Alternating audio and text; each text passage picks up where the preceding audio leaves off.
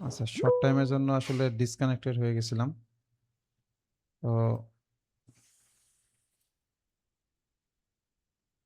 এতক্ষণ ধরে যা রেকর্ডিং হয়েছে সম্পূর্ণটা মানে ডিলিট হয়ে গেছে। যাই হোক, আমি আবার শুরু করতেছি ১ম থেকে।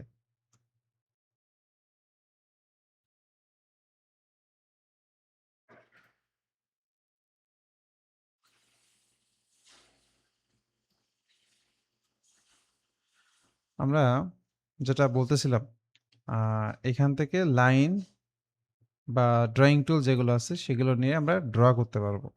ড্র করার পর পারফেক্ট ড্রয়িংটা করার জন্য আপনাকে এই কাজগুলো শিখতে হবে। এগুলো হচ্ছে মডিফাই টুল, আর এটা হচ্ছে ডিফাইন করার জন্য ডাইমেনশন, মানে মেজারমেন্ট দেওয়ার জন্য। সো আমি মনে করেন একটা লাইন নিলাম এদিকে, এরকম একটা লাইন নিলাম। এই লাইনটাকে যদি আমার ডাইমেনশন দিতে হয় তাহলে এখানে ক্লিক করে জাস্ট লাইনটাকে একটা ক্লিক করব। আস্তে করে মুভ করব। ওই বরাবর সরে আসে এবং এখানে ভ্যালুটা যদি ৫০ হয় ৫০ দিয়ে দেব। ডান। আ এরপর যদি আপনার মনে হয় এখান থেকে এই বিন্দুর ডিসট্যান্স মানে ভার্টিক্যালি কত? ভার্টিক্যালি কত জানতে হলে আপনাকে কি করতে হবে? এই ২ টা বিন্দুর মাঝখানে মাউস নিয়ে এসে ডান দিকে সরতে হবে। এই ২ টা বিন্দুর মাঝখানে এসে মাউসটাকে ডান দিকে সরতে হবে। আপনি যদি উপরে যেয়ে সরান তাহলে কিন্তু হবে না। আপনি যদি নিচে এসে সরেন তাহলে কিন্তু হবে না। আপনাকে কি করতে হবে? ওই ২ টা বিন্দুর মাঝখানে এসে তারপরে ডান দিকে সরতে হবে।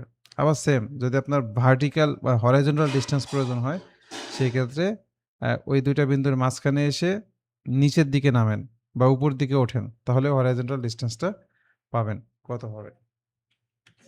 আমরা কি এই মেজারমেন্ট বিষয়টা বুঝছি?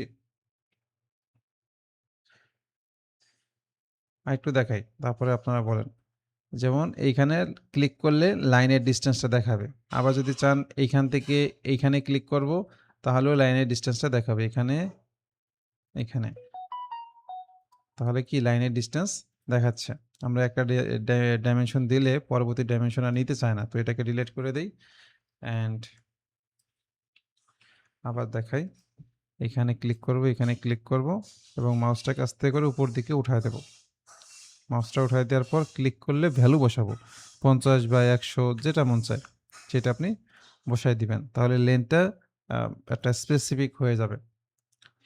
তো এইখানে আর এইখানে ক্লিক করতে গেলে একটা সমস্যা হইতে পারে। সেটা হচ্ছে কি, লাইন দুটো যদি সমান্তরাল না থাকে তখন ডিসট্যান্সটা ভুল দেখাবে। যেমন মনে করেন এই লাইনটা সোজা নাই আর এই লাইনটা সোজা আছে।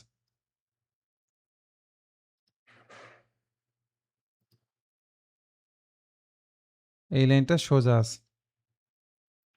এখন যদি আপনি ডাইমেনশন দেন এই লাইনের সাথে এই লাইন, তাহলে আপনার যেই ভ্যালু আসতেছে এটা হচ্ছে অ্যাঙ্গেল।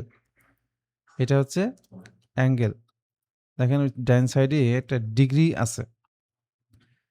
সো যদি এটা একটু বাঁকা থাকে তাহলে অ্যাঙ্গেল দেখায়। আপনি লাইন টু লাইন তখন নেবেন যখন দেখবেন ওই ২ টা লাইন সরাসরি সমান্তরাল আছে। সমান্তরাল আছে মানে কি? যেমন এই লাইনটা আর এই লাইনটা সমান্তরাল আছে। এই লাইনটা আর এই লাইনটা সমান্তরাল আছে। সো আমি যদি এই ২ টা লাইনের মধ্যবর্তী দূরত্ব বার করতে চাই, তাহলে আমি লাইনের উপরে একটা ক্লিক করলেও ভ্যালু পাবো, অথবা, অথবা আপনি এইখানে, এখানে ক্লিক করলেও ভ্যালু পাবেন। বাট যদি এই লাইনটা একটু বাঁকা থাকতো তাহলে এখানে, এখানে ক্লিক করলে আপনি এই লাইনটা পেতেন না। তাহলে ওই মুহূর্তে কিভাবে লাইন নিবেন? আ ধরে নেন এরকম একটা লাইন আছে।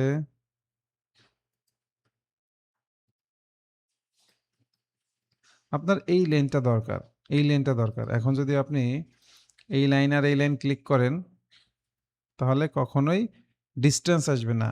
কি আসবে? অ্যাঙ্গেল। সো আমরা এই মুহূর্তে ডিরেক্ট লাইনটাকে ক্লিক করতে পারি। আর যদি হয় যে এই বিন্দু থেকে এই বিন্দু পর্যন্ত ডিসট্যান্স শো করতেছে না, লাইনে ক্লিক করে এরকম ক্ষেত্রে আপনি বিন্দুতে সিলেক্ট করবেন। ডিরেক্ট ওই বিন্দুতে, বিন্দুতে সিলেক্ট করে একটা ভ্যালু বসায় দিবেন। মনে করেন ১৫০। এটার হাইট কত? এক ক্লিকে দিয়ে দেন ৩০০। এটার থেকে এটার লেন্থ কত? আপনি এখান থেকে এই পর্যন্ত নিয়ে একটা লাইন দিয়ে দিলেন 200 মিলিমিটার।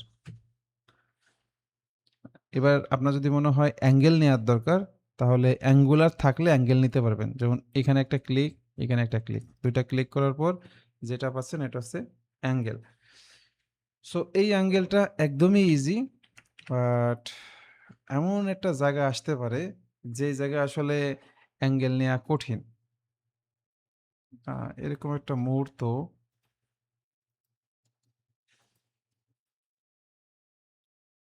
মনে করেন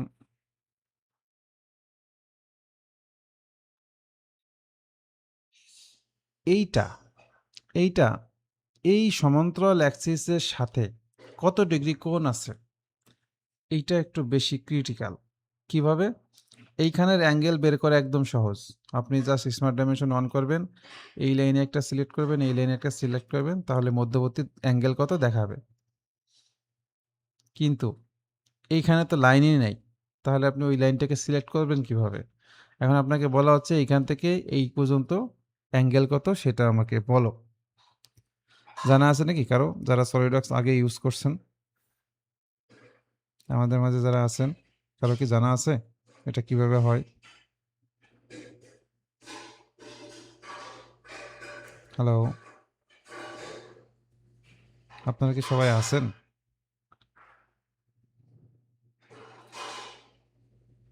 হ্যালো,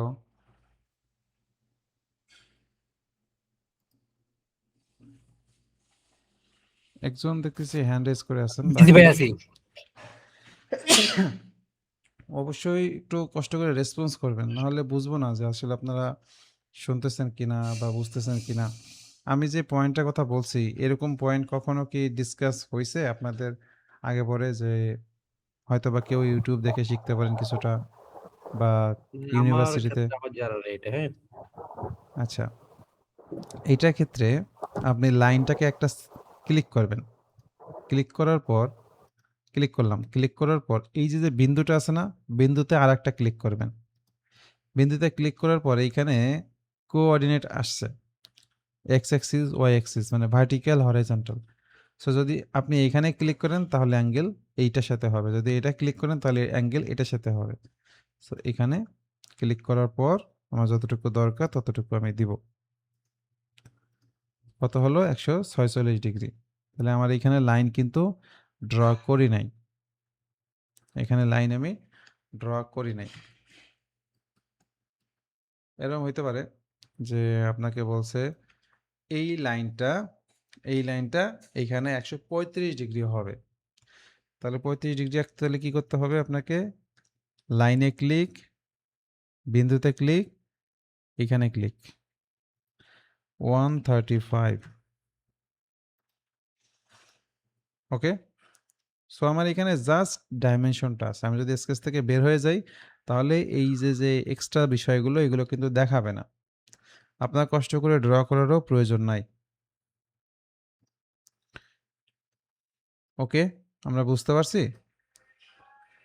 লাইনে একটা ক্লিক, বিন্দুতে একটা ক্লিক, তারপরে আমাদের কোঅর্ডিনেট চলে আসবে, যে কোনো এক জায়গায় ক্লিক করব যে অ্যাঙ্গেলের সাথে প্রয়োজন।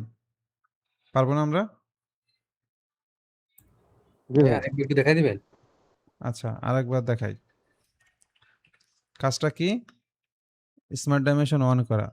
আচ্ছা, স্মার্ট ডাইমেনশন অন করার আরেকটা সহজ ট্রিক্স দেখায় দিই আপনাদের। আমাদের খেয়াল করবেন স্কেচ অন করা আছে কিনা।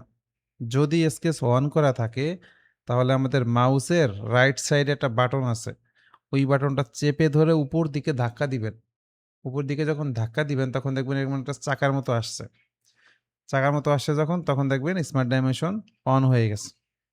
তাহলে আর আমার কষ্ট করে এখানে যে অন করা লাগে নাই। আমি ধাক্কা দিচ্ছি, অফ হয়ে যাচ্ছে, ধাক্কা দিচ্ছি, অন হয়ে যাচ্ছে।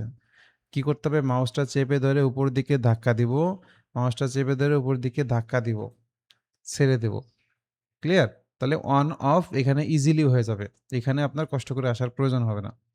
ওকে, স্মার্ট ডাইমেনশন অন করলেন।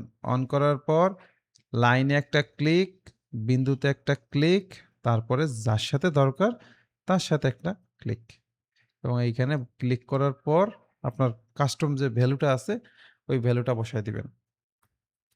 এবার ওকে?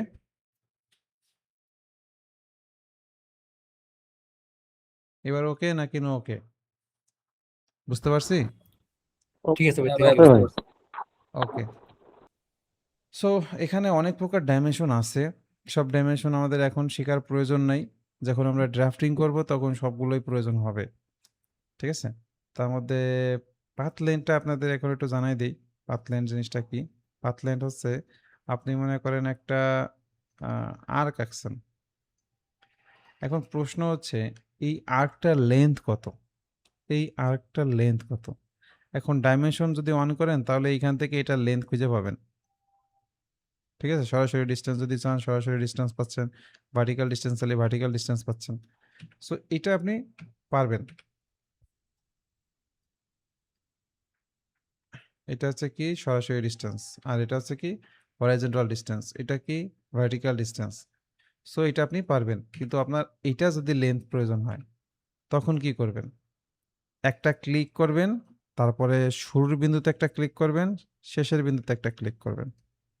তাহলে কি হবে? আপনার একটা লেন্থ চলে আসবে। এটা হচ্ছে আপনার আর্কের লেন্থ। আর্কটার সরাসরি ডিসট্যান্স কত? এখন আপনি মনে করেন এরকম একটা কিছু ড্র করছেন। এটা তো আপনার আর্ক না। এটা হচ্ছে স্প্লাইন, এসপি লাইন। সো এইটার লেন্থ কত এটা জানার জন্য আপনাকে এইটা জানতে হবে। Path length.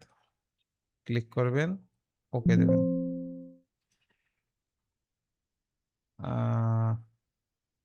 সিঙ্গেল লাইনের জন্য পাথ লেন্থ হয় না। পাথ লাইনের ক্ষেত্রে হচ্ছে মাল্টি লাইন হতে হয়।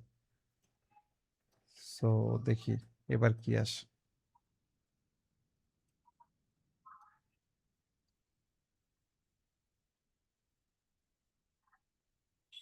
দেখেন কত আসছে। তার মানে এই ৩ টা লাইনের লেন্থ এত। সো এমন একটা সময় আসতে পারে যে আপনি কিছু একটা ড্র করছেন, সেটার পরিসীমা কত জানা লাগতেছে। তো পরিসীমা না ৩ টা বাহুর দৈর্ঘ্য কত? আপনি একটা রেক্টেঙ্গল আঁকছেন, বাট আপনাকে বলতেছে এই বাহু, এই বাহু, এই বাহু, এই ৩ টা বাহুর দৈর্ঘ্য কত? নিচেরটা লাগবে না। তো তখন পাথ লেন্থ এপ্লাই করে ১, ২, ৩ অ্যান্ড ওকে। তাহলে ৩ টা বাহুর দৈর্ঘ্য হচ্ছে আপনার ২১৪১। বুঝতে পারছি? সো আপনি ৩ টা লাইন কিভাবে আনছেন একটু দেখানো যাবে আমাকে? জাস্ট পাথ লেনটা অন করবেন। অন করার পর এই বক্সের মধ্যে ৩ টা বাহুকে সিলেক্ট করে দেবেন। ১, ২, ৩। যেমন আমি যদি এখন সিলেক্ট করি ১, ২, এটা তো অলরেডি সিলেক্ট হয়ে গেছে। সো এইজন্য আর কি এটা নিচ্ছে না। আমি এটা ডিলিট করে দিই। এখান থেকে পাথ লেন্থ ১, ১, ২। এটা নিচ্ছে না কেন? এটা অলরেডি মনে হয় লোড নিয়ে ফেলছে তো। নেওয়ার তো কথা। ১, ২। This case is item cannot be added this path length because already belongs to another existing path. মানে এটার উপরে একটা আমরা পাথ অলরেডি রেডি করছি তো এটা আমরা একটু বাদ দিই। মনে করেন আমরা এটা ডিলিট করে দিই, নতুন একটা কাজ করি। নতুন একটা কাজ বলতে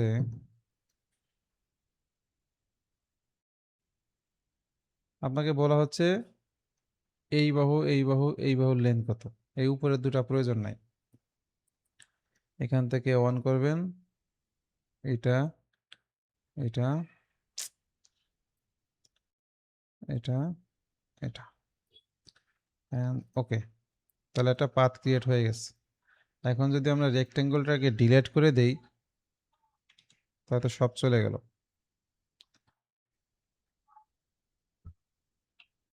তাহলে এই ৩ টা বাহুর লেন্থ এইটা।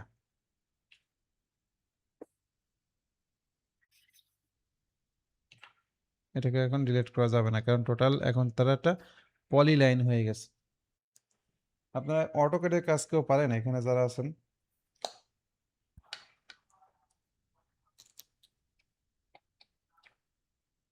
অটোক্যাডের কাজ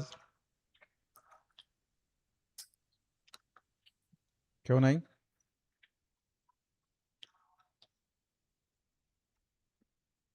আচ্ছা, অটোক্যাড যেহেতু জানেন না, অটোক্যাডের নাম দরকার নেই আমাদের। মনে রাখবেন এই 3টা লাইনটা সংযোগ দেওয়ার পর 3টা লাইনকে যদি আমরা সোজা করতাম তাহলে কি একটা লেন্থ হতো না? সেই লেন্থটাই হচ্ছে পাথ লেন্থ, সরাসরি ডিস্টেন্স টোটাল। আর বাকি যা আছে এগুলো আপনাদের এখন প্রয়োজন নাই। আমরা একটু নেক্সট স্টেপে যাই। নেক্সট স্টেপটা হচ্ছে মডিফাই টুল। মডিফাই টুল হচ্ছে আপনি একটা লাইন নিছেন, আবার এদিক থেকে একটা লাইন আসতেছে। এখন আপনাকে কি করতে হবে? এই অতিরিক্ত অংশটুকু কেটে দিতে হবে। অতিরিক্ত অংশটুকু কতটুকু কাটবেন? আগে এখানে একটা অ্যাঙ্গেল দিয়ে নেন। এখানে একটা অ্যাঙ্গেল দিচ্ছেন হচ্ছে কত? 30 ডিগ্রি। 30 ডিগ্রি অ্যাঙ্গেল দিলেন। দেওয়ার পর এই অতিরিক্ত যা আছে এটা কেটে ফেলবেন। কাটতে হলে আপনাকে কি ট্রিম টুল ইউজ করতে হবে। ট্রিমের মধ্যে বেশ কিছু টুলস আছে। এগুলো কি আপনাদের দেখানো হয়েছে ক্লাসে? না। আচ্ছা। তো প্রথমে আছে পাওয়ার ট্রিম। পাওয়ার ট্রিম হচ্ছে এইভাবে আপনি মাউস যেখানে যাবেন ওই ওটার উপর যদি কেউ টাচ পায় সে কেটে যাবে। ঠিক আছে? যেমন এইটা টাচ পাইছে কেটে গেছে। টাচ পাইছে কেটে গেছে। এটা হচ্ছে পাওয়ার ট্রিম। এরপরে আসেন হচ্ছে কর্নার ট্রিম। কর্নার ট্রিম হচ্ছে যাদেরকে আপনি রাখবেন ওদেরকে সিলেক্ট করবেন। ওর বাইরে, সংযোগ বিন্দুর বাইরে যা আছে সব কেটে যাবে। যেমন আপনার মনে হচ্ছে এইটা আর এইটা প্রয়োজন, বাকিটুকু প্রয়োজন নাই। তখন কর্নারের মধ্যে এইটাকে আর এটাকে ক্লিক করবেন, তাহলে দেখবেন বাকিটুকু কেটে গেছে। আবার দেখাই, এটাকে আর এটাকে, তাহলে বাকিটুকু কি কেটে গেছে। এটা হচ্ছে কর্নার ট্রিম। নর্মালি আমরা সাধারণত ক্লিক করে করে যদি কাটতে চাই তাহলে এটা ট্রিম টু ক্লোজ ইট, মানে একদম ক্লোজ যায় সেটাকে ধরে ক্লিক করব। ক্লিক করলেই কাটবে। এটাকে ক্লিক করলে কেটে যাবে। এটা হচ্ছে ট্রিম টু ক্লোজ ইট। পার্থক্যটা একটু দেখেন। একটা হচ্ছে টান দিব, একটা হচ্ছে যাদেরকে সিলেক্ট করব তার বাইরে এক্সটেন্ড যত আছে সব কেটে যাবে, আর একটা হচ্ছে কি যাকে ক্লিক করবেন সে কেটে যাবে।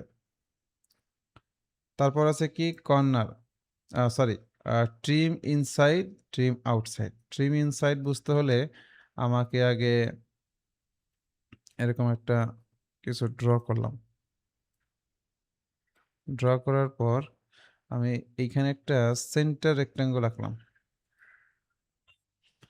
আঁকার পর আপনি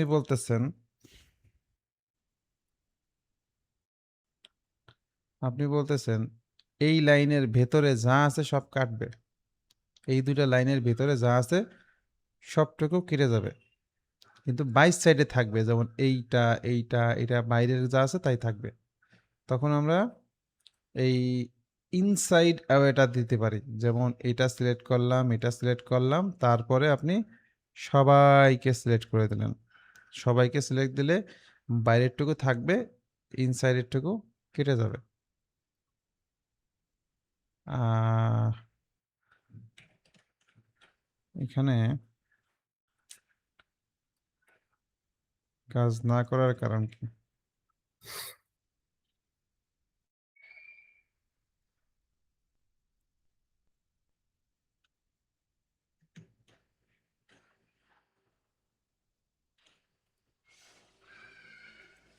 এখানে না করার কারণ হচ্ছে এই লাইনটা আবার এদের বাইরে আছে।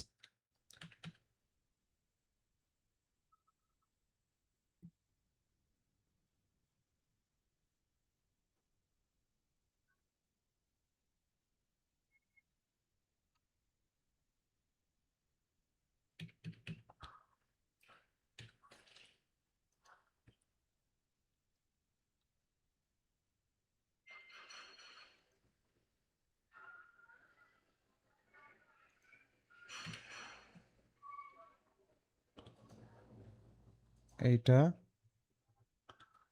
এটা, তারপরে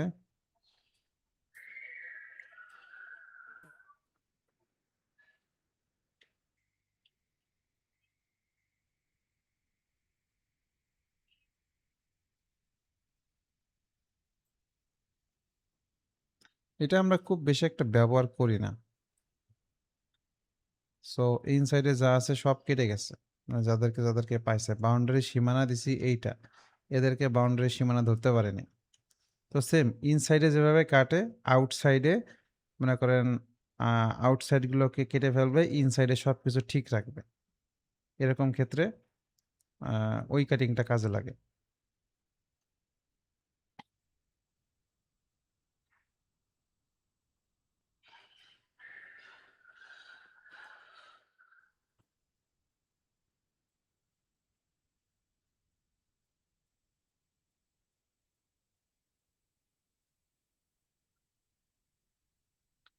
সো ইনসাইডে যা ছিল ওরা বাদে বাইরে যা আছে সবকিছু কেটে গেছে। তবে আমরা সাধারণত এই ২ টা টুলস বেশি একটা ইউজ করি না। কেন? কারণ আমাদের মেকানিক্যাল ডিজাইনের সময় আস্তে, আস্তে আমরা স্টেপ বাই স্টেপ কাজ করি। সো সেক্ষেত্রে পাওয়ার ট্রিমই ইজি। পাওয়ার ট্রিম দিয়েই আমরা কাজ করি।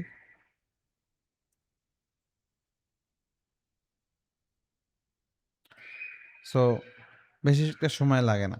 যখন দেখবেন আপনার ডিজাইনটা অনেক বেশি কমপ্লেক্স, অনেক বড়, সেই ক্ষেত্রে trim to away, trim to inside a এগুলো ইউজ করা হয়।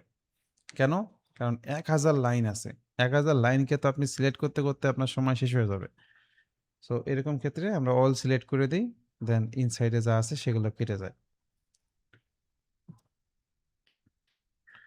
তাহলে এইখানে আ আমার মনে হয় আপনাদের এই ৩ টা জিনিস বেশি ইম্পোর্টেন্ট। বিশেষ করে পাওয়ার ট্রিম, কর্নার এবং ট্রিম টু ক্লোজ ইট। এই ৩ টা বিষয় কি ক্লিয়ার আমরা বুঝছি? জি। একজনের রেসপন্স পেলাম। ক্লাস কি আসলে একজন করতেছেন? হ্যাঁ, বুঝছি ভাইয়া। সবাই রেসপন্স করতে হবে তো। প্রয়োজনে আপনারা মোবাইল দিয়ে জয়েন করবেন। কারণ অনেকে আছে পিসিতে জয়েন করার পর সে তার মাইক্রোফোন থাকে না। কিন্তু মোবাইলে তো মাইক্রোফোন সবারই থাকে। পিসি দিয়েও দেখেন, মোবাইল দিয়েও দেখেন, কোনো সমস্যা নাই। কিন্তু রেসপন্সটা জরুরি। জি তা না ভাই। হলে নেক্সট আপনাকে নিয়ে কি আলোচনা করব ওই এনার্জিটা চলে যায়। তারপর কনভার্ট এন্টিটিসটা একটু পরে দেখাই।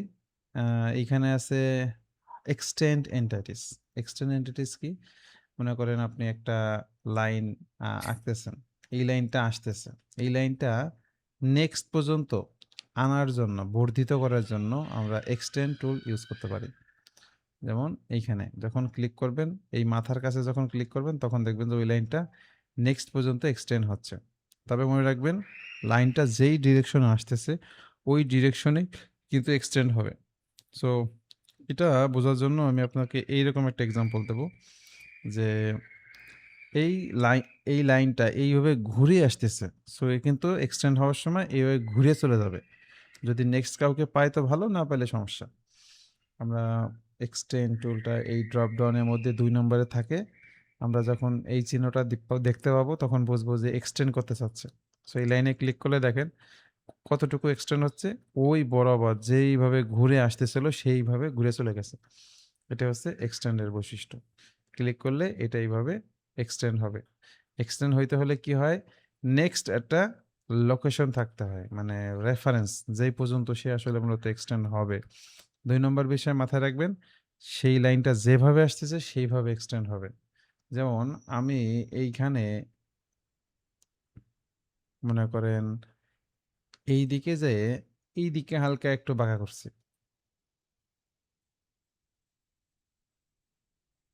তাহলে এখন যদি আমি এই লাইনটাকে এক্সটেন্ড করি, এটা এক্সটেন্ড হইতে চাবে না।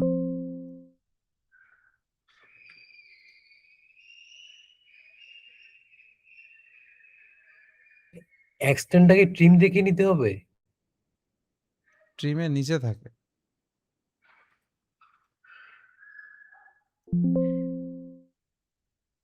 আচ্ছা এই এলিমেন্টটাকে আমরা বাদ দেই।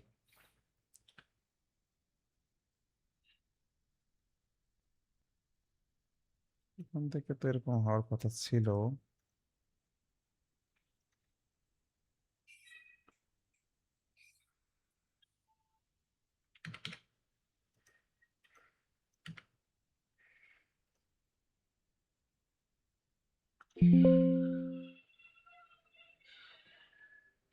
আচ্ছা, স্প্লাইন হচ্ছে এমন একটা লাইন যেটা দেখতে সোজাও মনে হয় আবার ওকে বাঁকাও করা যায়। সো এটা একটু কমপ্লেক্স লাইন, যার কারণে এটা এক্সটেন্ড হয় না। বাট আশা করি আপনারা বুঝছেন যে একটা আর্কের ক্ষেত্রে মূলত সে যদি এক্সটেন্ড হইতে চায়, সে যেইভাবে আসতেছে ঠিক সেম ভাবে এক্সটেন্ড হয়ে যাবে।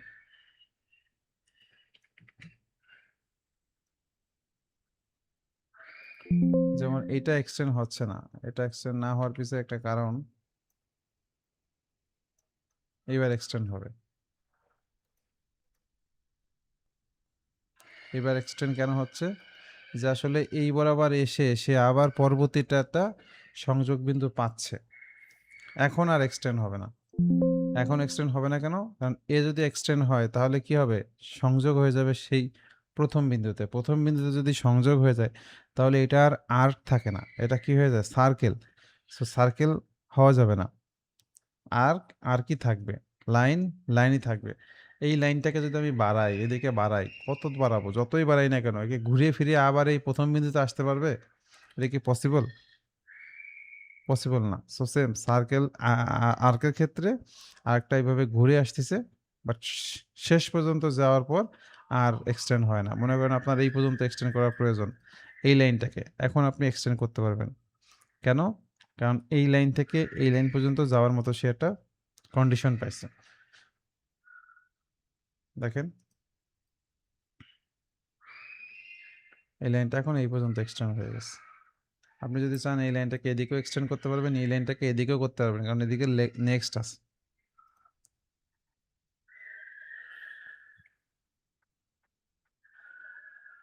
আচ্ছা, এক্সটেন্ডের বিষয়ে আমার মনে হয় আপনারা ক্লিয়ার বুঝে গেছেন। তারপরেও আপনাদের কনফিউশন আছে কি?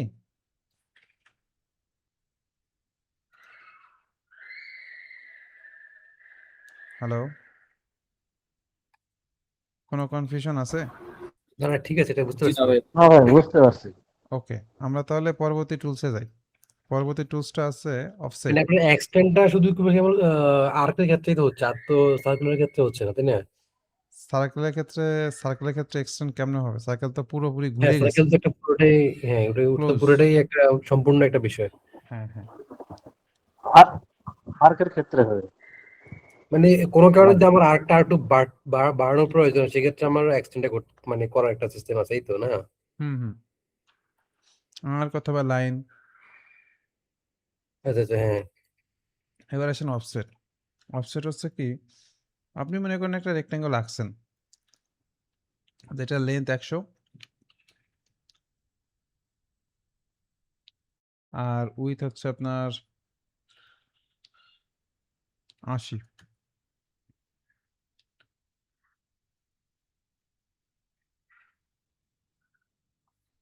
এখন আপনার মন চাচ্ছে আমি এরকম আরেকটা রেক্ট্যাঙ্গল আঁকবো। তাহলে অফসেটে ক্লিক করবেন। অফসেটে ক্লিক করে দেখবেন ঠিক সেম ওরকম একটা রেক্ট্যাঙ্গল তৈরি হয়েছে, বাট একটা নির্দিষ্ট ডিস্টেন্স সে মেনটেন করতেছে।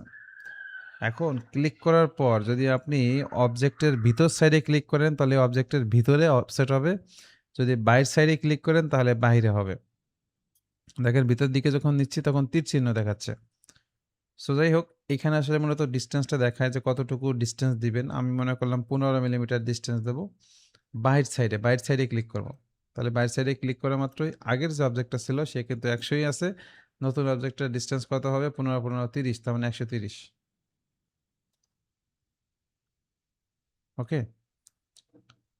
সেম এইখানে যদি 15 হয় এইখানেও 15 হইছে। এরকম কাজের ক্ষেত্রে আমরা অফসেট করি। তো অফসেট কত প্রকার একটু দেখেন। অফসেটের মধ্যে কতগুলো কাজ আছে। একটা আছে রিভার্স, মানে আপনি এখানে ক্লিক করছেন, বাট আপনার বাহির সাইডে প্রয়োজন নাই, ভিতর সাইডে নিতে হবে। ভিতর সাইডে ক্লিক করলে হয়ে যায়, বাট আপনার যদি মনে হয় যে এখান থেকে রিভার্স করে নেবেন, রিভার্স করতে পারেন। রিভার্স করলে কি হয়? প্রিভিউটা দেখা যায়। আর প্রিভিউ ছাড়া যদি আপনি ভিতরে ক্লিক করেন তাহলে ভিতরটা কীরকম হবে বোঝা যায় না। সো এই কারণে রিভার্সটা ইউজ করাটা যায়। রিভার্স আর যদি আপনার মনে হয় যে দুই দিকেই হবে, ওই দিকেও হবে এই দিকেও হবে, সেক্ষেত্রে আপনি বাই ডিরেকশনাল অন করবেন। বাই ডিরেকশনাল মানে ওটার বাম সাইডেও সেম, ভিতর সাইডেও সেম ডিস্টেন্সে অফসেট হবে। এই যে যে কাজটা হচ্ছে এই কাজটাকে বলা হয় অফসেট। এরপর যদি মনে হয় যে আপনার শুধু এই একটা লাইন, এই সবগুলো না, একটা লাইন, তখন এই চেইন সিলেকশন অফ করতে হয়। চেইন সিলেকশন যদি না থাকে তাহলে শুধুমাত্র ওই লাইনটাই অফসেট হচ্ছে, একটা হলে একটা, দুইটা হলে দুইটা, রিভার্স হলে রিভার্স, যাই করেন না কেন আপনি করতে পারবেন। তো সিলেকশন চেইন দিলে ওই লাইনের সাথে যারা যারা কানেক্টেড তারা সবাই একসাথে অফসেট হয়। আমি যদি একটা নর্মাল লাইন নেই এরকম, এখন যদি আমার এটাকে অফসেট করার প্রয়োজন হয় আমি অফসেটে যাব। অফসেট, এখানে চেইন সিলেকশন অন রাখলাম। এইখানে দেখেন একটা অপশন আছে এন ক্যাপ। এন ক্যাপটা করার উদ্দেশ্য হচ্ছে যে যদি আমরা এই লাইনটাকে সংযোগ করতে চাই তাহলে কি আমি সোজাভাবে সংযোগ করব, নাকি এখানে একটা মানে আর্ক টাইপের একটা সংযোগ দেব। যেটা আপনার ইচ্ছা সেটা দিতে পারেন, এটাও দিতে পারেন এটাও দিতে পারেন। দেওয়ার পর এখন আপনার যদি মনে হয় যে আমার বাহিরে যেটা আছে সেইটা থাকবে সলিড লাইন, আর ভেতরে যেটা আছে ওটা থাকবে কনস্ট্রাকশন লাইন, মানে সেন্টার লাইন, যদি এরকম হয় তাহলে বেজ লাইনটাকে সেন্টার ক্লিক করে দেবেন। বেজ লাইনটাকে সেন্টার ক্লিক করলে দেখবেন যে ওটা কিভাবে আসতেছে, ভেঙে ভেঙে আসতেছে। অলরেডি প্রিভিউ দেখাচ্ছে, আপনি ওকে কনফার্ম করলে দেখেন এটা কিন্তু সলিড লাইন হয় নাই, বাইরেরটা সলিড লাইন হয়েছে। সো যদি বাইরেরটাও সলিডের পরিবর্তে যদি আপনার মনে হয় ওইটা কি হবে, ওইটাও মানে কনস্ট্রাকশন লাইন হবে, সেক্ষেত্রে এটা লাইনে কি বেজ জিওমেট্রি বোঝাচ্ছে? এখানে দেখলাম বেজ জিওমেট্রি বুঝছে নাকি? হ্যাঁ বেজ জিওমেট্রি। মানে এই যে ভেঙে ভেঙে আসছে এটা কি বেজ জিওমেট্রি বলতেছে? মানে এটা কি? বেজ মানে হচ্ছে আপনার যেই লাইনটাকে ধরে আসলে অফসেট করতেছে, হুম, আমার এই লাইনটাকেই তো মূলত অফসেট করতেছে, বাহির সাইড ভেতর সাইড, তাই না? হুম, হুম। তো যেই লাইনটা আমার আছে ওই লাইনটাকে যদি আমি সেন্টার লাইন করে ফেলি, ভাঙা ভাঙা লাইন করে ফেলি, সেক্ষেত্রে কি হবে? আর যদি এটা অফ দেন তাহলে কি হচ্ছে দেখেন, অফসেট যেটা হচ্ছে সেটা হবে সেন্টার লাইন, কিন্তু বেজ লাইনটা লাইনের মতোই থাকবে। আমরা এখানে সিলেক্ট করলাম, দেখেন অফসেট যে লাইনটা আছে সেই লাইনটা আমার হচ্ছে এইটা, এই অফসেট লাইনটা, কিন্তু বেজ লাইনটা আমার সেমই আছে। সো আচ্ছা। এইখানে কি কাজ করা হয়েছে, এন্ড ক্যাপ লাগাই দেওয়া হয়েছে। সো যদি আমি ক্যাপ না লাগাইতাম তাহলে কিরকম হতো আরেকবার দেখাই।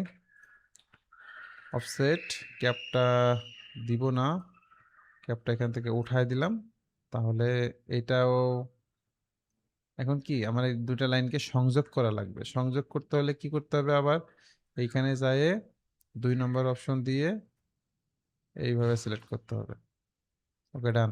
আবার এখান থেকে এইভাবে ডান। তারপরে কি করতে হবে, এটাকে সেন্টার লাইন,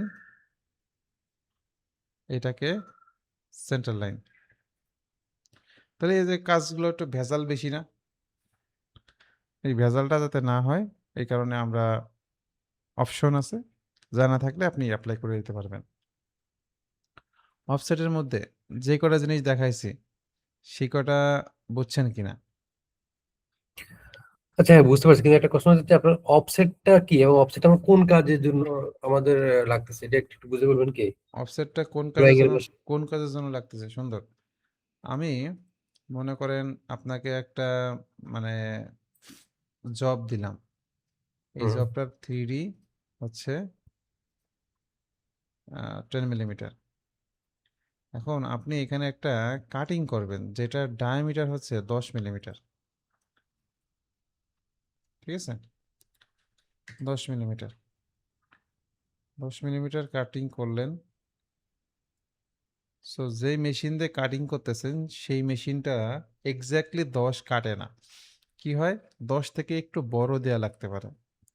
নাট বোল্ট যে বিষয় ওইটা ঢোকার জন্য ক্লিয়ারেন্স এর একটু গ্যাপ বাড়ানোর দরকার। তো ওই সময় আমরা অফসেট করি। কিরকম অফসেট করি, মনে করেন এই যে লাইনটা আছে এই লাইনটা থেকে আমাকে অফসেট করতে হবে কতটুকু মনে করেন 1 মিলিমিটার বড় করে দেব আমার দুই দিকে প্রয়োজন নাই একদিকে প্রয়োজন তো 22 সাইডে প্রয়োজন তো 22 সাইডের লাইনটা সলিড থাকবে আর যেইটা ভিতরে আছে ওইটাকে তো আর সলিড রাখা যাবে না ওইটাকে কি করতে হবে বেজ লাইন করে দিতে হবে তাহলে আমার ওই ডায়ামিটারটা বড় হয়ে যাবে আগে ছিল কত 10 মিলিমিটার এখন যদি আমি এটাকে থেকে বের হয়ে যাই তাহলে দেখেন এটার ডায়ামিটার 12 মিলিমিটার এটার ডায়ামিটার 12 সো এই যে আমি একটু বাড়ায় দিলাম কেন কারণ ভিতরে এটা ঢুকবে না তো কাজের ক্ষেত্রে আপনার কোন সময় বাড়াতে হবে কোন সময় কমাইতে হবে এটা আপনারা ডিজাইন করতে করতে বুঝে যাবেন তবে আপনার যে প্রশ্নটা ছিল এটা কি বুঝছেন হ্যাঁ, বুঝতে পারছি। ওকে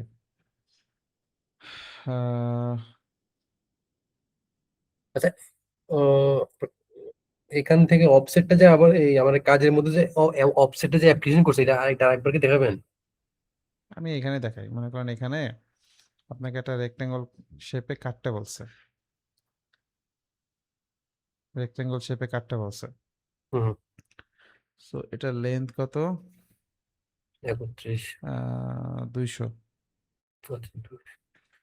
200 তো অনেক বড় হয়ে যাবে আমরা 25 ধরলাম আর উইথ হচ্ছে 10 ঠিক আছে এখন আপনি এই জিনিসটা কাটিং করবেন সো এই জায়গা থেকে এই জায়গার ডিস্টেন্সটা আপনার জানা আছে 15 25।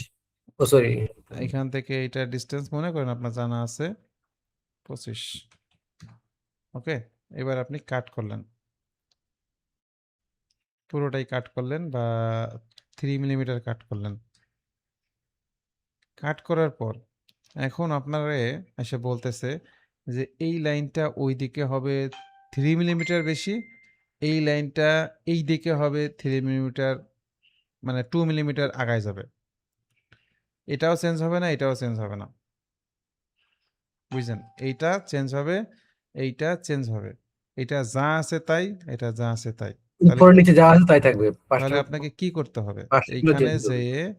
আগে স্কেচটাকে এডিট করতে হবে কিভাবে এডিট করবেন শুধু এই লাইনটাকে অফসেট করবেন এই লাইনটাকে অফসেটে যে অবশ্যই চেন অফ করে দিতে হবে এখন চেন অফ করতেই হবে কত বলছে 3 মিলিমিটার অ্যান্ড ওকে তারপর এইটাকে আমরা কি করব অফসেট করব এটাকে মনে করেন 2 মিলিমিটার আগাইতে বলছে করলাম তো আমার এখন কি করতে হবে আপনি একটু আস্তে আস্তে আস্তে যান, হ্যাঁ আমি দেখতেছি তো, হ্যাঁ একটু আস্তে হলে ভালো হয় আর কি, মানে ক্লিক সিলেক্ট করতেছেন তো, হ্যাঁ একটু আস্তে করলে ভালো হয়।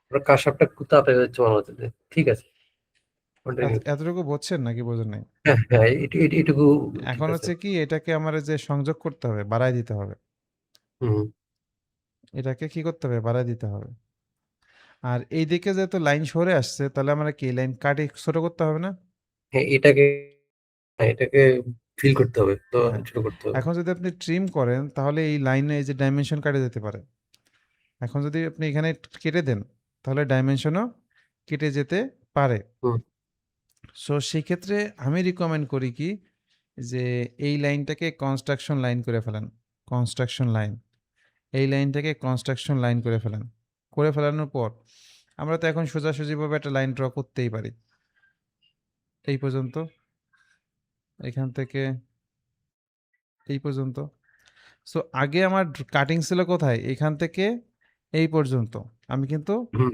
উপরে নিচের লাইনকে কোনো চেঞ্জ করি নাই রিকোয়ারমেন্ট আসছে যে আপনি যেটা করছেন তাতে আমার প্রোডাক্ট ফিটিংস হচ্ছে না তো তাহলে কি করতে হবে এদিকে একটু সরাই দিতে হবে এই লাইনটাকে এদিকে একটু সরাই দিতে হবে তাহলে আমার আগের ড্রয়িংটাকে ফিক্সড রাখতে হবে দেন কতটুকু সরাইতে হবে সেটা আগের লাইনের রেফারেন্সে সো আমার যাতে অফসেট জানা আছে সেহেতু আমি এখানে ইজিলি কিন্তু এই লাইনটা ড্র করে নিছি এই লাইনটা ইজিলি ড্র করে নিছি এখন যদি আমি বের হয়ে যাই তাহলে তাহলে বিষয়টা দেখেন যে আমার এইখান থেকে এইটার ডিস্টেন্স কত আসতেছে 27 মিলিমিটার বাট আপনি দিছিলেন কত 25 মিলিমিটার মনে আছে হুম, 25 মিলিমিটার বাট এখন আমাদের কত হয়েছে 27 মিলিমিটার। সেম ভাবে এটাও 3 মিলিমিটার আগায় গেছে। সো আমরা একটা ডিজাইন করার পর সেই ডিজাইনটা তো একটু চেঞ্জ করা লাগতেই পারে। ডিজাইনারকে এইজন্যই পার্মানেন্টলি কাজ করতে হয়। ডিজাইনার এমন না যে আজকে আমার একটা ডিজাইন করতে দিছে, আমি প্রজেক্ট করে জমা দিয়ে দিছি, পরবর্তীতে ওই কাজটা আর করা লাগবে না। ভালোভাবে কাজ করলে প্ল্যান যদি সবার ঠিক থাকে তাহলে ওকে। কিন্তু মোস্ট অফ দ্য কেস আমরা দেখি ডিজাইন করা হয় প্ল্যানিংটাকে ফাইনালাইজ করার জন্য। সো ডিজাইন করলেন, এনালাইসিস করলেন, চেক করলেন, দেখলেন যে আর কোনো চেঞ্জ আছে কিনা, আর কোনো চেঞ্জ আছে কিনা। কারণ বাল্ক প্রোডাকশনে যদি ভুল হয় তাহলে অনেক পরিমাণ ক্ষতি হয়। ১ নম্বর হচ্ছে প্রোডাকশনের লস, টাইম লস। ২ নম্বর হচ্ছে ম্যাটেরিয়াল কস্ট। এগুলো সব লস হয়ে যায়। সো এরকম যাতে ক্ষতিগ্রস্ত না হয় এইজন্য আমরা কি করি? প্রোটোটাইপ তৈরি করি। প্রোটোটাইপ তৈরি করার সময় আমাদের ভুলভ্রান্তি হবে এটা সবাই ধরে রাখে। যে বানাচ্ছে সেও ধরে রাখে, যাকে কাজ দেওয়া হয়েছে, যে কাজ দিছে সেও ধরে রাখে। সো একটা প্রোটোটাইপ বানাইতে গেলে যতটুকু টাইম নষ্ট হয় বা যতটুকু ম্যাটেরিয়াল লস হয়, ওইটা কোম্পানির ক্ষেত্রে তেমন একটা যায় আসে না। কিন্তু আপনি প্রোটোটাইপ বানাইছেন, বাল্ক শুরু করার আগে আপনাকে যদি বলে যে এটা একটু চেঞ্জ করে দেন, সো এটা যদি চেঞ্জ করার মতো আপনার অবস্থা না থাকে তাহলে বিপদ। সো এই কারণে আমি এই টুলসগুলোকে বলে থাকি হচ্ছে মডিফাই টুলস। মানে ড্রয়িং টুলস অবশ্যই, এই ড্র করতে হলে এই টুলস ছাড়া কোনো বিকল্প নাই। বাট এই যে এক্সটেন্ড করতেছি, অফসেট করতেছি, ট্রিম করতেছি, এগুলো হচ্ছে কি মডিফাই করা। ওকে? ব্যাপারটা আসলে মানে বাংলা অর্থে তাই বোঝাচ্ছে, মানে একদম লোকাল ভাষায় বলতে গেলে যেমন আমার অফসেটটা হচ্ছে ঠিক আছে, তাহলে যে পরবর্তী কোনো কাজ আমার এডিট করতে হলে সেই কাজটা জন্য অফসেট ইউজ করে, তাই তো? মূল কথা যেটা হচ্ছে এটাই তো না? Right, right. ওকে? যে কোনো আহ কাজ মডিফিকেশনের জন্য যেটা ইউজ করা হয়। আপনারা যেহেতু এখন শুরুর সময়, আমি চাচ্ছি না যে আপনাদেরকে বেশি একটা প্রেশার দেই। আজকে ক্লাসে যতটুকু আলোচনা হয়েছে, আপনারা এই জিনিসগুলো একটু প্র্যাকটিস করেন। ওয়েবসাইটে যদি অ্যাক্সেস পেয়ে থাকেন, তাহলে ওয়েবসাইটের ক্লাসের রেকর্ডিং আছে, ওগুলা দেখে একটু আগায় রাখতে পারেন। আপনার মনে হচ্ছে যে আমি বসে থাকবো না। আমার আজকে যতটুকু শেখানো হয়েছে এটা খুবই কম। সো আমি এই জিনিসগুলো আগে প্র্যাকটিস করব। এটা আমার রেসপনসিবিলিটি। আমি করলাম। করার পর আপনার হাতে সময় হচ্ছে, আপনি নেক্সট কিছু ক্লাস আগায় রাখেন। ওকে? আর হিমেল ভাই, আপনি তো আজকে জয়েন করছেন। সো আপনার ওয়েবসাইটের অ্যাক্সেস পেতে হলে অ্যাডমিশন কনফার্ম করার পর আ আমাদের ওয়েবসাইটে পোর্টাল আছে। ওইখানে সাইন ইন করবেন। আমি আপনাকে লিংক দিয়ে দেবো। হিমেল ভাই শুনতে পাচ্ছেন? হ্যালো? আচ্ছা। আচ্ছা, এখন আমি একটা কথা জিজ্ঞেস করতেছিলাম যে যে সফটওয়্যার ডাউনলোডের জন্য যে লিঙ্কটা দিছে এটা সেভ তো না? কোনটা? আমাকে ওই যে সাব্বির সাহেব একটা লিঙ্ক পাঠাইছে ডাউনলোডের জন্য। এটা আসলে crack call software. So crack software safe কিনা এটা ডিসিশন আমরা দিতে পারবো না। এটা আমাদের দেওয়ার রাইট নাই। বুঝছেন? এটা আ কন্ট্রোল যে আসলে তার সার্ভারে রাখছে তার হাতে। সো সে আপনার সাথে কিছু করবে কিনা আমরা তো জানি না। বাট আমরাও তো অনেকেই ক্র্যাক সফটওয়্যার ইউজ করতেছি। আচ্ছা, এটার কি কোনো পেইড ভার্সন? কেমন প্রাইস এগুলাতে? অনেক বেশি না? না, পেইড ভার্সন অনেক বেশি না। আমাদের কাছে লাইসেন্স আছে। ৳২,০০০ দিলে আমরা লাইসেন্স দিয়ে থাকি। সো সে তার মতো করে ১ বছর পর্যন্ত ওই লাইসেন্সটা ইউজ করে সফটওয়্যার ইনস্টল করে তার মতো করে ইউজ করতে পারবে। যেমন এই ব্যাচেরই একজন স্টুডেন্ট নিছে। নাম হচ্ছে অর্জুন দেবনাথ। আপনি তো ১৯ নম্বর ব্যাচের স্টুডেন্ট? হুম, হুম, হুম। ১৯ নাম্বার। সো অর্জুন দেবনাথ উনার সাথে একটু কথা বলেন। উনি প্রিমিয়াম লাইসেন্স নিচ্ছে আমাদের কাছ থেকেই। ওটার পেমেন্টটা আজকে করছে। উনি ইনস্টল করছে। আপনি উনার কাছ থেকে একদম ইউজার এক্সপেরিয়েন্স পাবেন। আচ্ছা, আচ্ছা।